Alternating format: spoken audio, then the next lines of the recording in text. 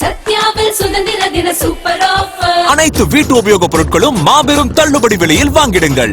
நாளைக்கு காலையில் நம்ம எளிதா சொல்லலாம், 20 லட்சம் பேர் ஆளுக்கு இன்னொருத்தர கூட்டிட்டு வாங்க, 40 லட்சம் ஆயிருங்க ஐயா. இல்லை, அது நோக்கம் அல்ல. வீதிலிட அமைப்பினுடைய நோக்கம் மாற்றத்திற்காக வரக்கூடிய 50 லட்சம் பேர் வந்த பிறகு இதை அரசியலாக நாம் மாற்றி மக்களுக்கான அரசியலாக இதை நாம் கையில் எடுக்க போகின்றோம். அதனால் நமக்கு பொறுமை மிக மிக முக்கியமாக இருக்கிறது. காரணம், அடிப்படை அரசியல் இருந்து மாற்ற வேண்டும் என்று கிளம்பி வந்திருக்கின்றோம். தலைவர்கள் டெல்லியில் அமர்ந்து தமிழ்நாட்டுக்கான முடிவை எடுக்கக்கூடாது. சென்னையில முக்கியமான வீட்டில் உட்கார்ந்து தலைவர்கள் முடிவெடுக்க கூடாது. தலைவர்கள் என்பது ஒரு கிராமத்தில் அங்கே கிராமத்துக்கான முடிவுகளை அந்த தலைவர்கள் எடுக்கணும். ஒரு நகரத்தில் தலைவர்கள் அமர்ந்து அந்த முடிவு எடுக்கணும். ஆனால் டெல்லியினுடைய காலம் சென்னை சென்ட் ஜார்ஜ் கோட்டையில் அமர்ந்துதான், அல்லது நான் போயஸ் கார்டன்ல அமர்ந்துதான், அல்லது நான் ஈசிஆர் பனையூரில் அமர்ந்துதான், அல்ல நான் கோபாலபுரத்தில் அமர்ந்துதான் முடிவெடுப்பேன் என்கின்ற காலம் எல்லாம் மாறிவிட்டது. அருமை சொந்தங்களே, நான் யாரையும் குறையாக குற்றமாக சொல்லல. அடிப்படையில் இருக்கக்கூடிய தலைவர்கள் அடிப்படையில் அவர்கள் ஊருக்கான அவர்களுடைய சமுதாய பிரச்சனைக்கான தீர்வு அவர்களாக எடுக்கும் பொழுது மட்டும்தான் நிலையான அடிப்படை அரசியல் மாற்றம் நடக்கும். நிறைய பேர் சொல்றாங்க, இன்னைக்கு நாம சுற்றுச்சூழலை பத்தி பேசிக் கொண்டிருக்கின்றோம், என்னவெல்லாம் செய்யறோம் நாம பேசிக் கொண்டிருக்கின்றோம். சென்னையை பொறுத்தவரை வேகமாக வளர்ந்து வரக்கூடிய இந்தியாவினுடைய மிக முக்கியமான ஒரு தலைநகர், கோடிக்கணக்கான மக்கள் வசிக்கக்கூடிய ஒரு பகுதி, கிரீன் கவர் வெஜிடேஷன் பச்சையாக இருக்கக்கூடிய பகுதி சென்னை மாநகரத்தை எடுத்துக்கிட்டீங்கன்னா 10 ஆண்டுகளுக்கு முன்பு 25%, இன்னைக்கு வெறும் 10% தாங்க. வெறும் 10% தான் சென்னையில பச்சை இருக்கக்கூடிய கிரீன் கவர் இருக்கு.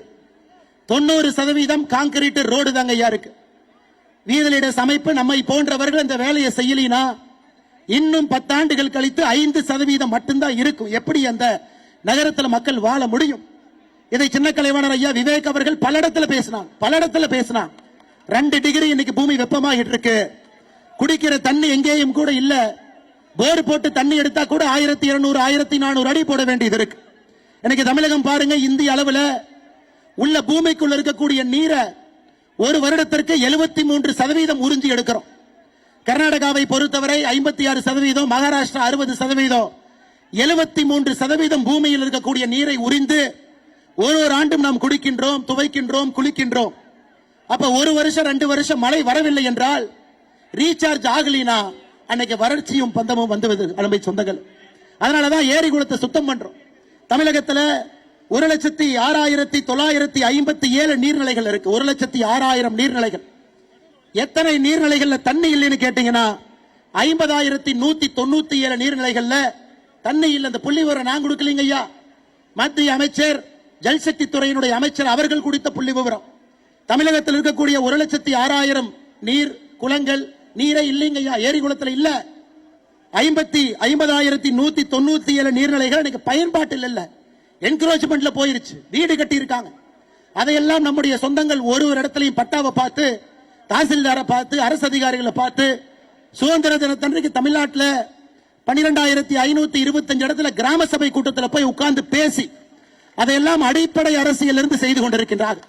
அருமை சொந்தங்களை, இத்தனை வேலையை நம்முடைய வீதிலிடனுடைய அமைப்பு ஒரு இடத்திலும் கூட செய்து கொண்டிருக்கின்றோம். இதையெல்லாம் நாம் பெருமையாக கர்வமாக நினைக்கணும். காரணம், நமக்கு பொறுப்பு கிடையாது, கவர்மெண்ட் பணம் கிடையாது, அரசு சம்பளம் கிடையாது, மக்களுடைய வரி பணத்தில் நாம வாழல. இங்க இருக்கக்கூடிய நாம் எல்லோருமே ஒரு பெரிய இலக்கோடு தமிழக மக்களுக்காக பணி செய்ய வேண்டும் என்கின்ற ஒற்றை கருத்துல சமுதாய இலக்கமாக நாம் வேலை செய்து கொண்டிருக்கின்றோம். அருமை சொந்தங்களை, நிறைய பேர் சொல்றாங்க, அண்ணாமலை என்ன அரசியலே பேசுறது இல்ல அப்படின்னு. அவர் கொஞ்சம் அரசியல் பேசணும்,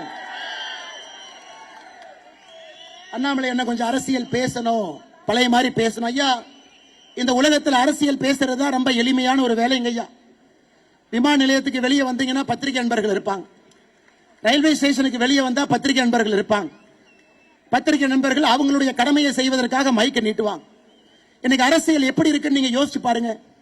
எதிர்கட்சியா இருந்தா ஆளுங்கட்சி சரியில்லை, ஆளுங்கட்சியா இருந்தா எதிர்கட்சி சரியில்லை. இந்த அரசியலை பேசுவதற்கு எதற்கு அண்ணாமலை அங்க போகணுங்க ஐயா?